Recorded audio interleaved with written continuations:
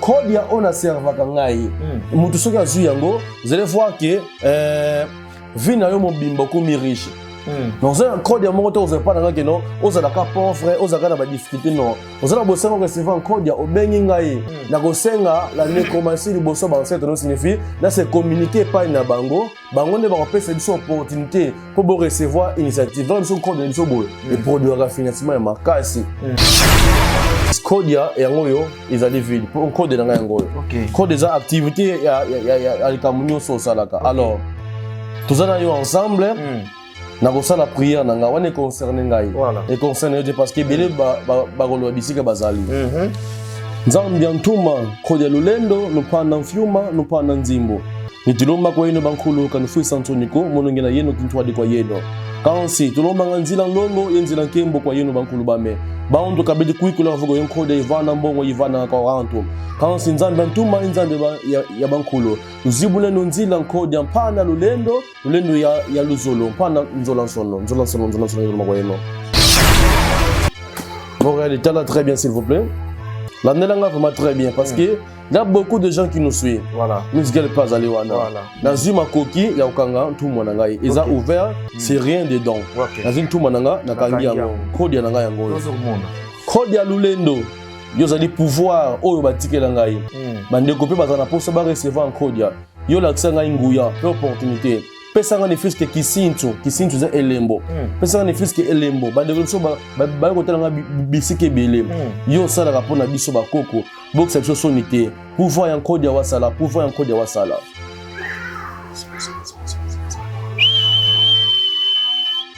Je demande la puissance de mon invisible, donne-moi la puissance et la miracle de miséricorde.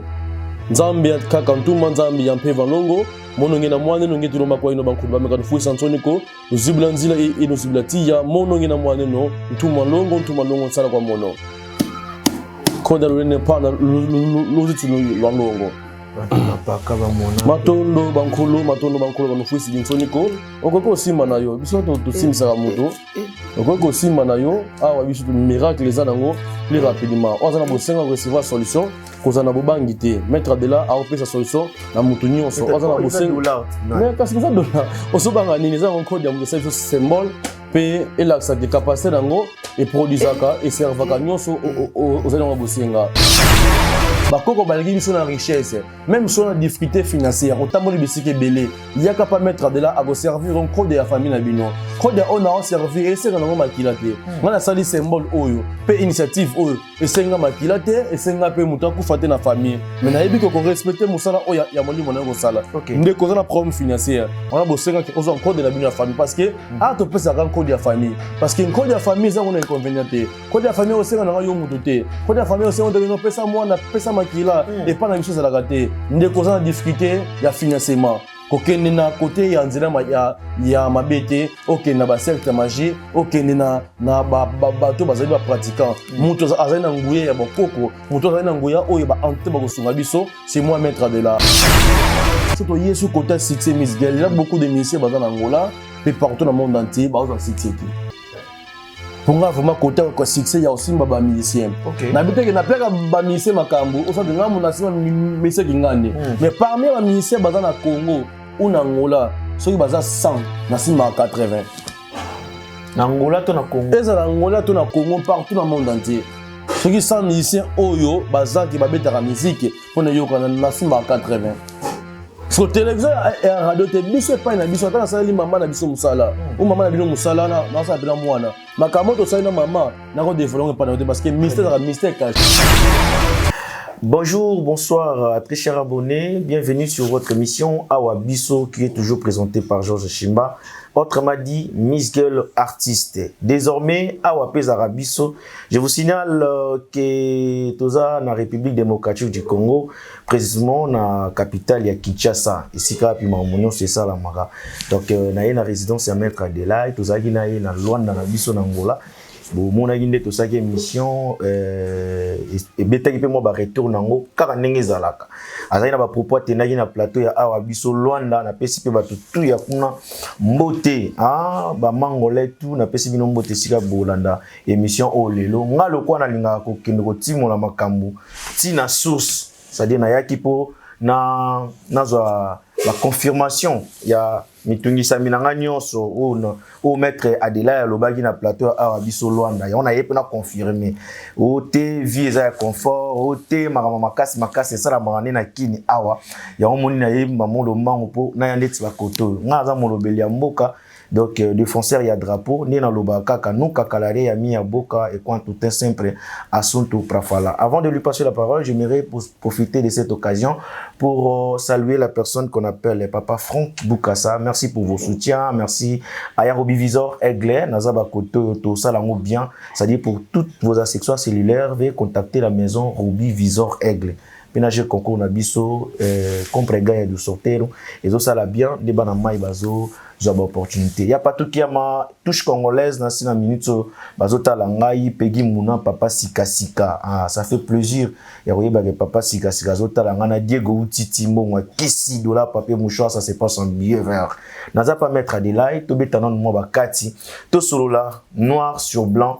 Et sur sa vie et ce qu'il fait comme profession et puis na ba détail mususu sur la réalité ya mboka ya Kinshasa et si ka izwami biso maître de lai bonjour papa journaliste bonjour aussi na bande konyonso ba o bakozwa grâce pe libako ya kolanda biso bipa nyonso ete bazwami nazali nsengo makasi ya mbona kati ya résidence na ngai pe bande konyonso ya Miss Girl Télévision boza bien accueillir Makamu vraiment ezali parce que on était passé sur Luanda mais Nzambe abakoko apesi biso grâce aujourd'hui que nous sommes au Congo Kinshasa pour nous remettre un peu comme nous la peu ko la sabanda qui ça autre baki na Luanda. Est-ce que c'est la réalité ou c'est la sincérité ce que nous faisons donc malobeza Miss Girl ba réponse ezali ngai matondo. Merci. Maloba ba question ezali ngai ba réponse ezali à mettre de là. To solo on peut bien pour biso to sala ngo déjà bien comme d'habitude. Merci na Toto Mbelu. Ninga la biso wana ils ça toujours bien. Merci à mon réalisateur. Oyaza listima ya caméra wana, c'est-à-dire ingénieur Luzolo. Il y a ça là en bien les réalisateurs extraordinaires. Tout ça on a mettre de là ça fait plaisir il y a biso l'équipe Yangola na kati ya palais ya résidence na yo. Mais na moni tant plaisir monter parce que curiosité ya abonné na bato ba lina émission a biso en a besoin ba yeba.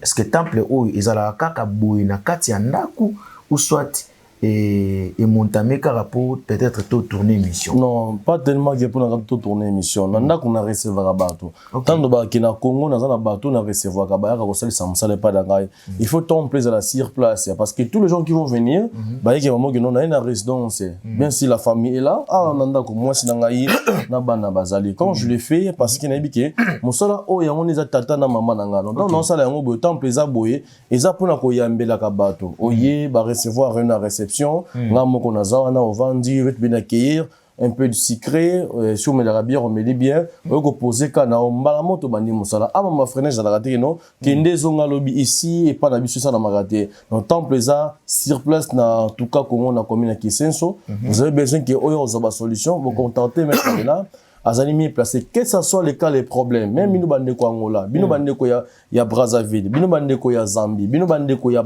Paris bino bande ko ya États-Unis bino bande ko Londres bino bande ko boza na Portugal na Brésil si vous avez besoin des problèmes monto za sérieux monto za la capacité ko sunga bande ko yeyo boza makoki contacter grand maître de là pour na azo makoki ya ko sunga bino matondo.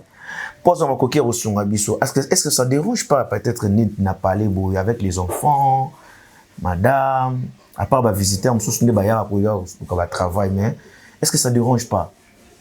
Les gens papa dans arme ndako madame habite que non moi dans arme ndako on ngate bana basimba yango donc bana baza bien indiqué avec que non obilo papa ya mosala mato si mes ils ont yo tiki matos na ndako est-ce que moi na moi qui a caméra ba mon mabele avec que non ya onde et ça la pour surtout vivre ya on peut ça la répondre tout ce conduit non donc eza bien accueillir bana baby que non ti moi na botami yo ne muto conduit moi alors eboele moi oyo zo boko la po atiko soka ba yo muto conduit no ko soka badouté signifie sécuriser le pont mais oya pona ko yiba na le pont onde yende okolanda parce que lo biso a doza boye tant plaisir dango boye moi na akosani lokote avec eza biloko papa mutasa la kango c'est ça. OK matondo tous au moins explication sur bablo nyo ceza awa je pense que ça justifié parce que yo chablo mo boté na temple car dans le vide babike ko oyo bazana ba kombo na bango ba rôle na bango eza nini. Bon, premièrement d'abord babité que oyo nyonso bozomona wa ils ont ba signification nango, à part signification ils ont un rôle et jouer dans laboratoire. Très bien. Ils ont un soldat azana munduki avant armée beta force na masasi.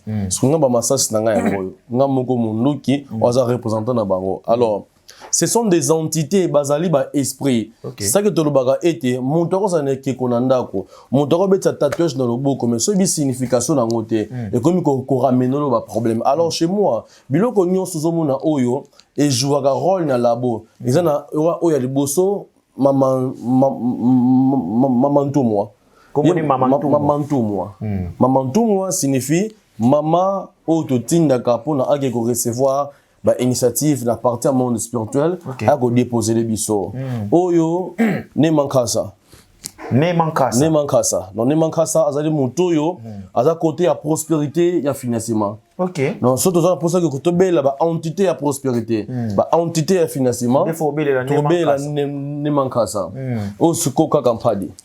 Kakampadi nazana makoki ya kobelela ye pona ba service ngai ya babolingo ya za compte kaka o défendre babolingo bato au moment travail ya bolingo na koya maman directement et pas na ye na ko se conduire non mais si Patrick a besoin bazonga na moi staye parce que bazoko souffrir makasi na ngola ou partout dans le monde entier bazali ya zana makoki ya ça ba voyage astral signifie ako déplacer à longo na Congo à spirituellement aya ko se paraître na mboka onyo sozali même si ne manka ça muto tamsona bogosenga financement on a besoin de recevoir tam soso un couteau zola soit de recevoir un code na bango ya famille soit de recevoir ba bonheur familial na bango hier azana makoki on ça déplacement spirituel comme voyage astral parce que bande ko belé ngola tant na zaki na ngola ba zaki na besoin na makasi mais comme na ngola na ki un peu visite na tourisme pour na ko s'installer na mboka na bande ko belé ngola bazo salisa musana mingi na musika te balingi bakuta na mutu comme Gisanto Thomas oh biso ba auto sala musana ki tous un peu stable.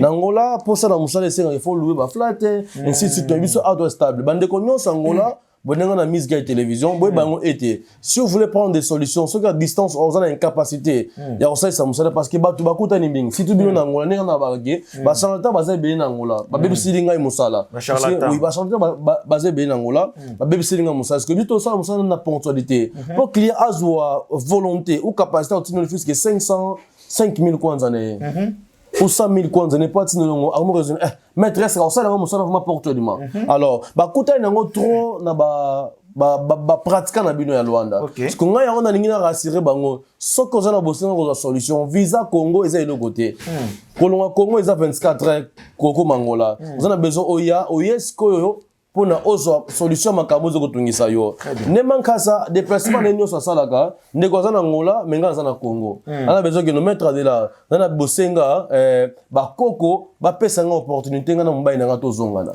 j'ai la capacité ko belela ne mankasa maman Mireille ana bosenga bien na mbai ne bazongana pour na bolingo na bango et comme il a problème alors je vais faire un travail spirituel il y a ko déplacer avec ko toucher corps mbai na yo esprit mbai na yo on a déplacé spirituellement oui on déplacé spirituellement na voyage astral si bilima ba voyage ga ou bikeko ba voyage anteke na voyage physique ba voyage spirituellement ba ko traiter muntu pe ko aider muntu une solution mais ba teke no esprit à se paraître na katanda kuna yo non ce qui na sali communication ya yo na bango te ba ko yate donc so na kati ya labo na ngai ye ba ko za en communication ensemble na ba entité ensemble na bilima oyo nga na encadraka c'est ça et c'est la source que ce rotindi bango ndeti na mboka ya bapaya il faut bazwa source autorisation pour basala musala yo tindi bango non autorisation yo déjà parti avant musala salama to c'est autorisation na ba entité parce que bazali ba oyo bazali na biso ensemble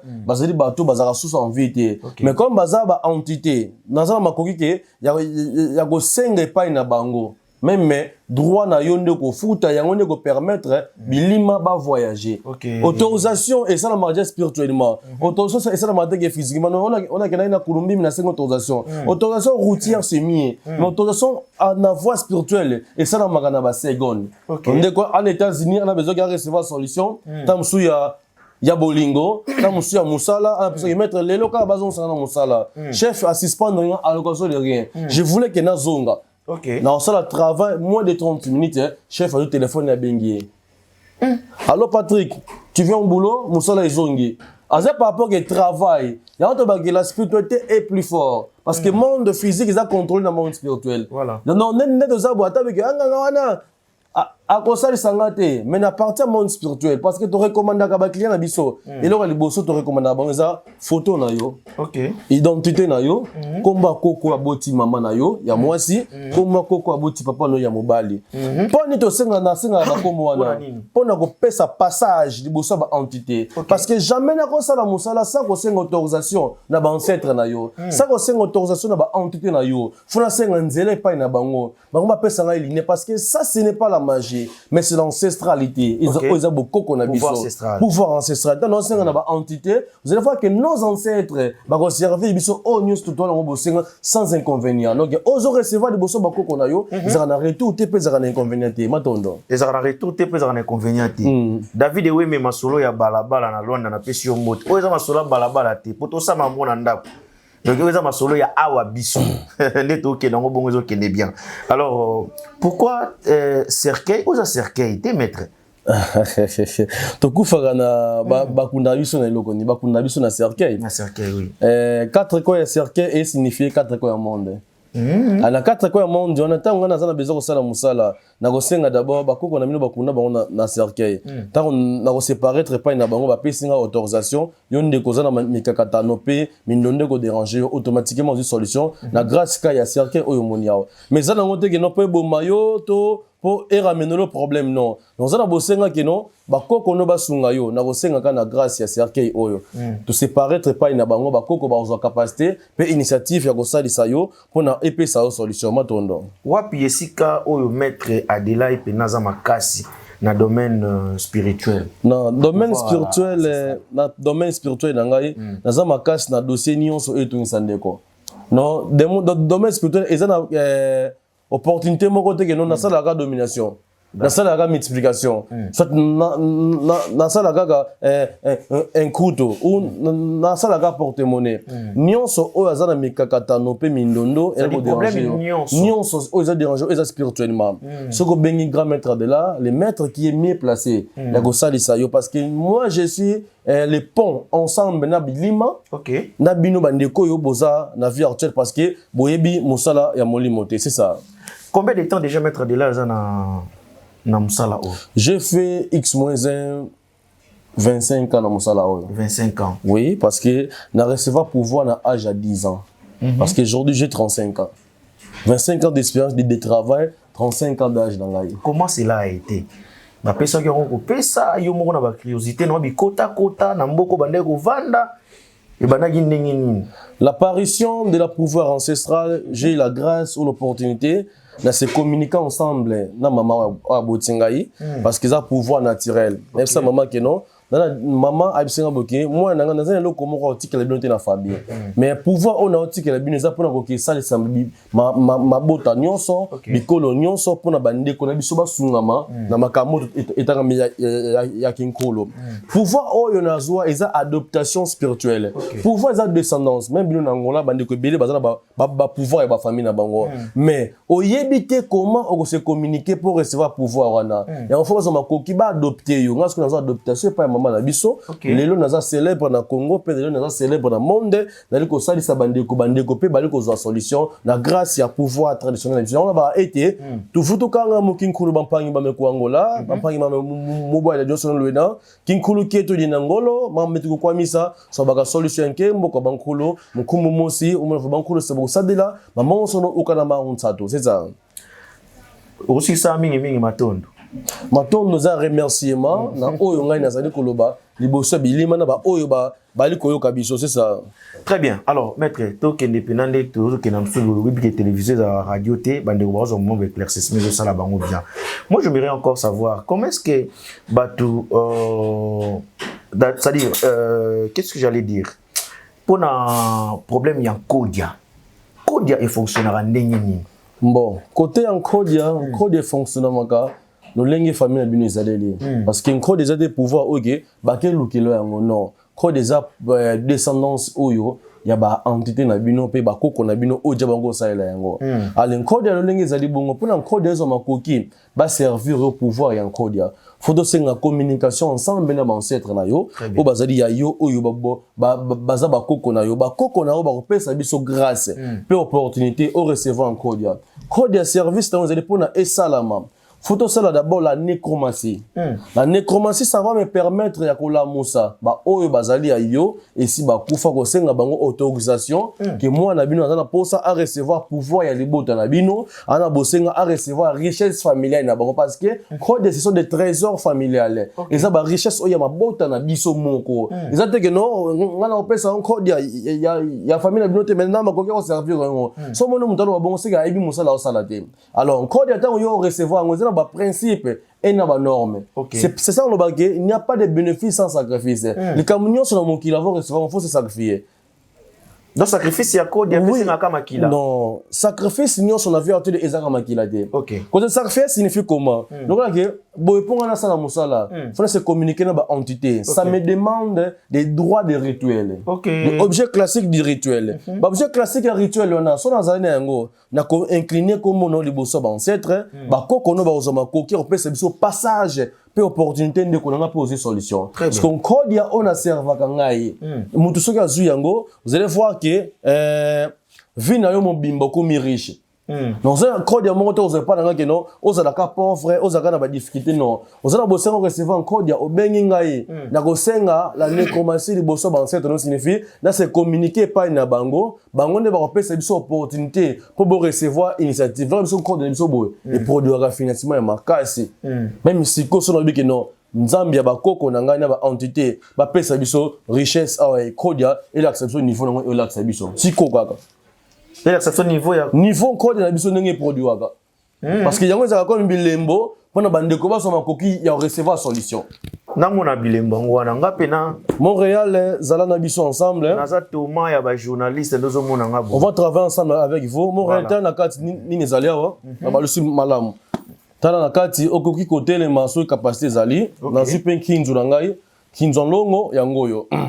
kinzo longo ça dit quoi kinzo longo ezali eloko oyo okosenga nyonso liboso bakoko basaleli yo yango tobengaka kinzo longo Montréal tala malamu kinzo longo yango oyo je moko zomona très bien na kati ko zomona nini ozomona très bien parce que batu na biso ya awa biso ils sont très compliqués voilà na ngona na boyo ko sala numéro pona nini bandeko belé basenga numéro miska bino maître ya ko sala le bango numéro bata la pouvoir en Kodia ozana yango Kodia yango yo ezali vide pour code na yango code des activités ya likamunyo so salaka alors tozana yo ensemble na kosa la prière na nga wane concerné ngai et concerné yo parce que belé ba kolwa bisika bazali Nzambi antuma Kodia lulendo nupanda mfiuma nupanda nzimbo nituloma kwa yeno bankulu kanufu santoniko monongena yeno kintwade kwa yeno kansi tuloma nganzila nlongo yenzila nkembo kwa yeno bankulu bame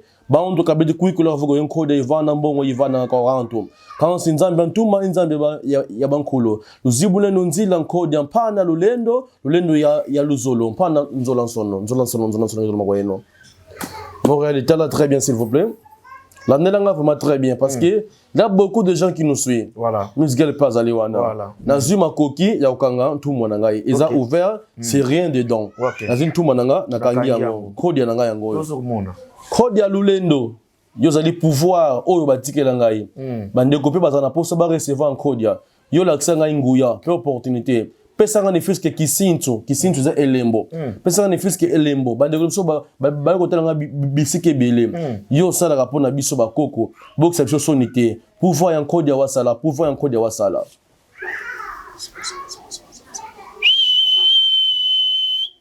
je demande la puissance de mon invisible donne-moi la puissance et la miracle de miséricorde Nzambi kakantuma Nzambi yampe vanlongo mononge na mwane nonge tiloma kwa ino bankulu bameka nufuisa ntoniko luzibula nzila e nuzibula tiya mononge na mwane no ntuma longo nsala kwa mono Kodia lulene pana luzitu lwanlongo matondo bankulu banufuisi ntoniko okoko simba na yo biso to simisa mutu okoko simba na yo awa biso miracle za nango plus rapidement on a besoin de recevoir solution cause na bobangi te mettre de là à opérer sa solution na mutu nyonso on a besoin mais kasi ça dollar on so banga nini za encore dia mutu symbole pe elakisa ke capacité nango et produisaka et servaka nyonso aux alliés bosenga awa biso tona bosenga ke bandeko ba difficulté financière otamboli bisike belé aux solutions te ya financement ya Kodia aux a besoin que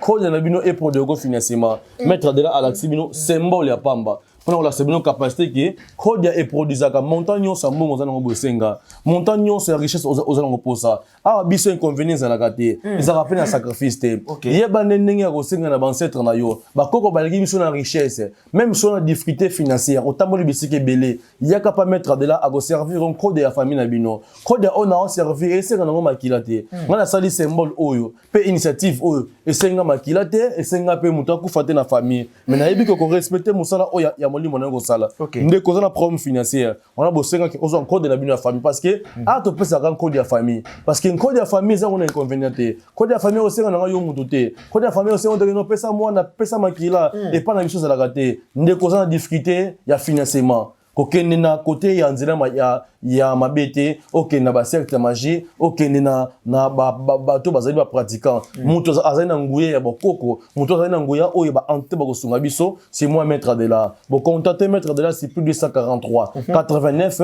880 23 39 code yango est produit la simulation symbole donc ici tu as pamba yango code des produits biblionieux sur bandeko boagé sur place oyo ta ba 10 000 balles ils a plus de 10 000 $. Parce que code la capacité au produit montagne sur mbongo oyo ndeko azana ngo bosenga ezana ngo te que non oh code des produits biso kaka 10 000 ou 5 000 même 100 000 $ ozana bosenga nango o azana difficulté financière ka so bengi mettre de là azana makoke ko sunga bino plus rapidement ezana de près ou de loin oh ça musala sur place o yo bengi mettre de là adresse za fixe bandeko basalaka ba émission azana adresse fixe te biso awa to sala musala pona ko sunga peuple ko sunga nation toutes les circonstances que tongisa yo yebango ete pa inanga okoza solution yankembo pe en longo liboso ba entité matondo sikoyo mission ya maître de là ezaka kopesa bato ndeti bozui et tout retour na yo intérêt na yo sikoyo so osali mutu ndeti travail azui ndeti balar siko retour na comme intérêt na yo zani bon ebite que tant mutu pas na ngai akopesa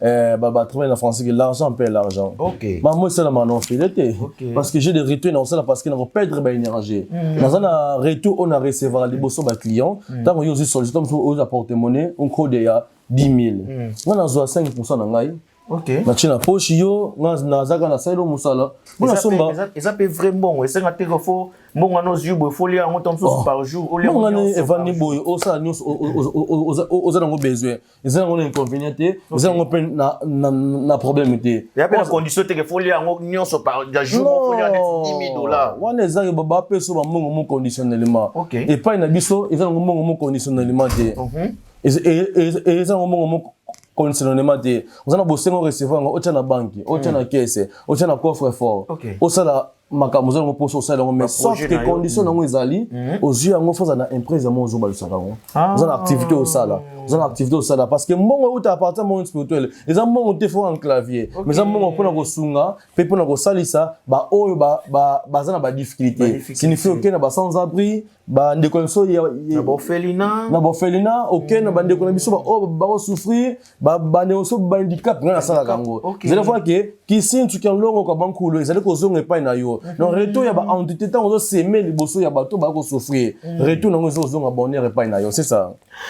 En tout cas merci TVza Radio T nous mon bozo mon neti mambo zo sala ma vraiment na habité quoi na mona mambo kala na vie na mona on sous le pas mettre de là et c'est que adam na puissant pour tout ça mambo na résidence ndengera ezalaka ezala n'importe quel maître était abengo net na parler na ye chez pour na manque de confiance ou bien ba masano ya Luanda ba charlatan ou bien ba siliya makasi na Luanda na ba masano non Congo ça dit na ba collègue non busala na bonde mais nous sommes pas même diapason vous comprenez toi na ba jouer muso René ezala abeta la défense muso za jouer mais ayamara songa za partout dans un millier na beta la 10 vous montrez que to za puissance mon côté pour éclaircir bandeko nous sommes pas même diapason il y a beaucoup de gens qui sont en Luanda bazo benga mabato mon limo ou ba mettre respecter na bazana nguya te ko salisa bato so bazaki na nguya ko salisa bato mais faut que na banda ko na bango boya bayambi boye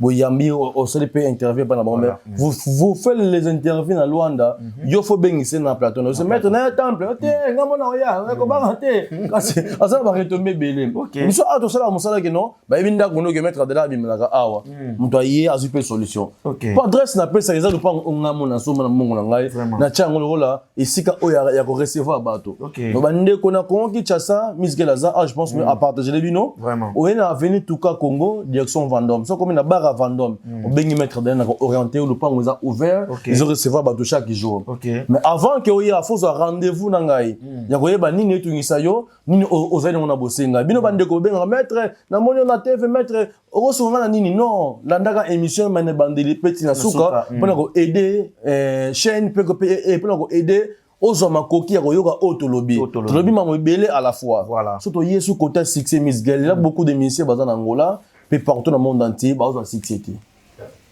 pour nga vraiment côté ko succès ya aussi ba musicien na biteke na peka ba musicien makambo o soit nga mona sima musicien kingane mais parmi ba musiciens bazan na Congo ou na Angola ceux bazan 100 na sima 80 na Angola to na Congo ezala Angola to na Congo partout dans le monde entier. Ceux qui sont musiciens oyo baza qui babeta la musique pour ne yoka na simba 80 sur télévision et radio te biso pas na biso ta sala maman na biso musala ou maman na bino musala na sa pela mwana makamoto sa na maman na ko développer pas parce que mystère caché les mystère développé mais là ana ko to ki ba pasteur ba ko moyamba bato tenganga o bongo le mutema yemda simba ka kingani ça ne se fait pas et comme tautologie na kata monde spirituel o sa la bonzambe nous na malamu parce que bande ko na biso ba bebe biso musala so bonne que soit disant o bongo le mutema pourquoi que pas pasteur o dévoiler ba secret nyo sa bato sa na musala pourquoi dévoiler ki na ba pasteur parce que pasteur va contenter yo c'est ka ya ki pas na yo pour ça le musala so sala ke musala témoin a ce que bon na muté mezalité mais biso ba o ba passer nyoso ba sala musala na bola muté ou bonzambe na mala muté bozo ko mona bango na miso ba na nzambe ba ko mona parce que na kate tonga na ya ba na nzambe un marabout ou un homme spirituel a kota na kate parce que yo na nguya ya bonzambe so ki oza pasteur moko o ezaki olongole na vie oya zalaki nango ça va vous aider pour zongisa na ligne bonzambe to salaka eza nango inconvénient te eza nango te ko sambela te no église o sa nyonso zango besoin mais yeba ngo eteke pouvoir na biso ki nkulu eko sunga yo quand le pasteur oyo azali ko dévoiler que banganga ba osala musala soki ndenge nini wana otali ye moko asala ka mariage coutumier pourquoi ça mariage coutumier par rapport que la coutume ata osamela bonzambe mais coutume ezali ba ndeko na ngai ba ndeko ebele ba ba osala musala malamu te yo ndeko zana circonstance tala na no contacter parce que bato baza ebele na ya malamu na ya mabe na komi longola te parce que ni les parfaits dans la vie mais pour ngai na musala ngandi na sala yango koza na bobangi te Louise no sia kulusa de ça ezala na Luanda ezala na Congo Kinshasa ezala na Belgique ezala na États-Unis ozala posa ke au sala makamno malamu ensemble na ngai contacter maître de là c'est plus 243 89 880 23 39 maintenant on connaît. Merci maître de là de nous avoir de recevoir à la résidence pour tout ça mambo tout sali parmi les musiciens oyo lobi ke aussi mbaraper dans le domaine ya succès les arabes musiciens profanes ou musiciens chrétiens pe ba pasteur non si mabo musicien chrétien ba pasteur ya Congo belé na sima situ na limité bon je vais que ba pasteur belé ba ça la succès na popularité il y a ba église plein mais il faut dans na makamoti est-il biblique ba ça la que pasteur ça la miracle oui miracle délivrance na prophétie ba ça la ka ils ont un esprit oyo ba na latisier na côté ba jin na ba mo ça la ye ato ça ni makambo bata maye aya a dévoiler ngo na bible sika moti ba comment que pasteur a ça la miracle pasteur a ça la prophétie non na bible ba comment était zoma kokia conduit ba tous les 10 commandements de la bible selon Jean selon Luc et selon Matthieu selon Moïse ndenge na 1900 ans ndenge zalaka yo ndeko o tamboli biseke belé ozo solution makambo limote koza na bobangi te ato za pasteur oza commerçant vente ça la maté oza na boutique oza na restaurant parce que dans Luanda bato bela aujourd'hui na bazana ba boutique mais vente ezate bana ba restaurant vente ezate ça la commerce et tenir te vous avez besoin que commerce no ekende liboso ezala ça la vente en ligne visibilité no ekende liboso on a pensé que makamno etambola contacter les grands maîtres spirituels Adela je suis mis placé pour ça c'est dans Mangolo ba Koko parce que bako connaît bat batinda biso to ya inaperçu te mais to ne pour ça ça bande ko banso o ba rolanda biso donc pasteur nyonso ya limité ba simba même pas mettre de là ah Zambi Kaka kwa Luzolo. Vraiment, nous sommes à la fin de notre émission. Merci de nous avoir suivis du début à la fin. Nous avons qui maître Adela, l'international. Ça fait plaisir de savoir que Chuchu 112, Skito leader, à Talibiso bien. Merci également à mon ami Papa Sika Sika, en direct de Luanda, Peggy Mouna. Un grand merci à vous. Je vous salue là où vous êtes. Merci à Gloire Kayembe para français. Nous appelle notre ça bien. Fiston Chimanga, Chimangologie. Monsieur l'inspecteur, merci. Merci na nyonso sali ponanga. Na nenga bagisa sabo na moni batu ba yaminga net théâtre. Merci na mogoso manette na Kikolo en direct ya Kikolo na Congolais na Kikolo toujours. Angola, Mama Hortense Mogrosso Bamanette na Kikolo. Merci également à Stella Swadi. Moi ça zola tsanaba amibal. Non là t'as bien à ça Stella Swadi, ça la bien. Merci Bongo Lisusu na muto babengi patou qui a ma lumière à Lemba Diego Utiti. Na bande ko insister déjà depuis kala mon ami Platini Metelo. Merci à Roby Visor, merci à DJ Billy Célèbre. Libanga ya gisa c'est ça la bien. DJ Billy Célèbre na boîte na biso na junior na Roaga et puis ba DJ nyonso ya Luanda ne bolinga Miss Girl molobeli ya mboka na zaneti ba koto GSM production mobimba Presse Chikoko si Jandongala Trésor Makoso Porta Wonder Macron en tout cas je vous aime tous. On se retrouve à la prochaine.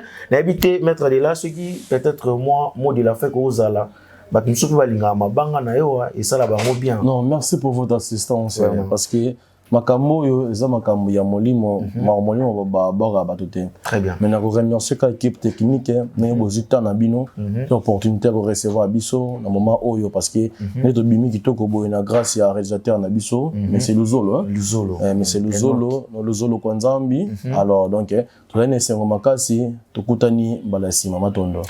Merci tokutani balasima, restez-vous toujours connectés sur Miss Girl Télévision, c'est-à-dire beau aimer, beau commenter, beau partager. Au côté ba doute na makambo esalami awa il suffit ka ya commenter il suffit ka ya obenga po mituna nyonso oyo etikali nga na salite bokozabiyano nango epa yemoko maître à de l'art. Je vous retrouve à la prochaine. Ciao.